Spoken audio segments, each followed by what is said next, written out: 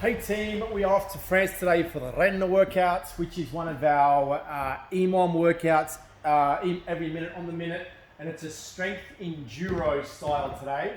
So looking at the workout, there are 5 stations here. So each row on the screen is one station. There's a left exercise and a right exercise. What you're gonna do for 8 minutes is just stay on the one row, okay? So don't worry, come down. So, and then for that 8 minutes, I'm gonna alternate between the left and the right for a minute each. So, for example, on station 1, it says strict press there. I've got 1 minute to do the reps for that exercise. On minute number 2, the next minute, I'm gonna do the reps of the second exercise, the other exercise on the same row. So minute 1, minute 2, minute 3, 4, 5, 6, 7, 8. So it ends up being 4 sets of each exercise, the A and the B exercise, and I alternate between the two. And just to keep me kind of, on a nice and timely, it's that 1 minute window for each set, all right? So if it only takes me 40 seconds to finish an exercise, that's fine. Just 20 seconds, get yourself ready, shake it off, and then when that beep goes for minute number 2, I start the other exercise, okay? So this is how, if I'm at home or even if I'm at the gym by myself or whatever, this is how I do a lot of EMOM workouts. It doesn't always have to be a minute, it can be a minute and a half, it can be 2 minutes, it can be 2.5 minutes, depending on how heavy I'm going and how many reps I'm doing. But it just keeps you really, that regular time slots, makes you really efficient for time. Still gives you enough time to do it properly, but yeah, it's great.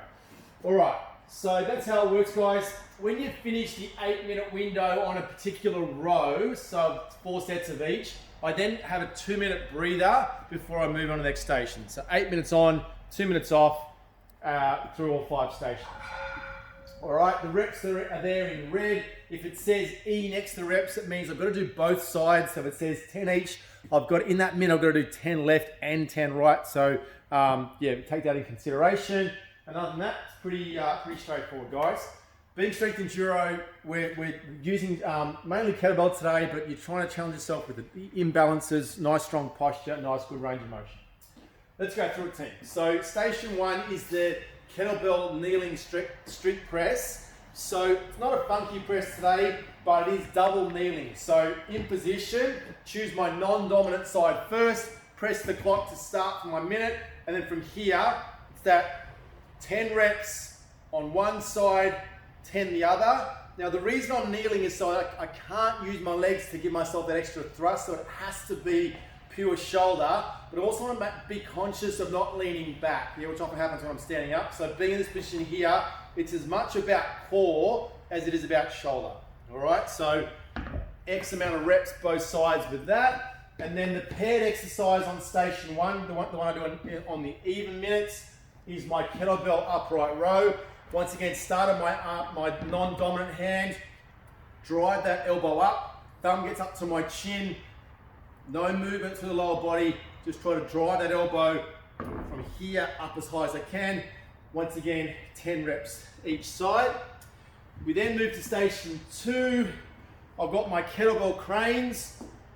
So with this one, I'm going to start with my non-dominant leg, so that left leg is down, but I'm going to be weighting with the other side. From here, open the chest up, lengthen the spine before I start, and then I'm going to take that kettlebell down to where my right foot would ordinarily be and come up again. Control down. It's a bowing move. There's no hunching of the spine. Open up through, keep this left leg as straight as I can so I feel a nice hamstring stretch, and then I come up and squeeze the glutes. All right? Once again, in each of the minutes for that exercise, we're going to do 10 left and 10 right, so you've got to be pretty efficient for that. I've then got another paired exercise, which is, so I've just done hamstrings. Now we're doing a predominantly quad-based exercise, which is the squat. Now I'm going to lighter kettlebell, so you don't want to go too heavy for this exercise. It is a front-held squat. So from here, I want the elbows almost straight, up at chest height, and then all the way down, but keeping those arms straight, keeping that weight at chest height, like so. So what it does a couple of things. It keeps me very upright because that counterweight's out front. but also it really adds a different core domain to it, challenge to it, which is great. So as I said, keep those elbows straight and at chest height. You shouldn't fall down or up as I go. All right, that's just 10 in total. Not, I say just control it 3 or 4 seconds down phase what we're after. Next one is my kettlebell bench press. So if you've got some sort of bench like so, once again, non-dominant hands start, thumb touch, drive all the way up, control down, thumb touch, drive all the way up. Nice strong core, 10 each side, and then nice little combo, push-pull, in position, doing my rows as well. Keep the tension on my neck, elbow as high as I can for the same amount of reps. All right, we move back to the lower body.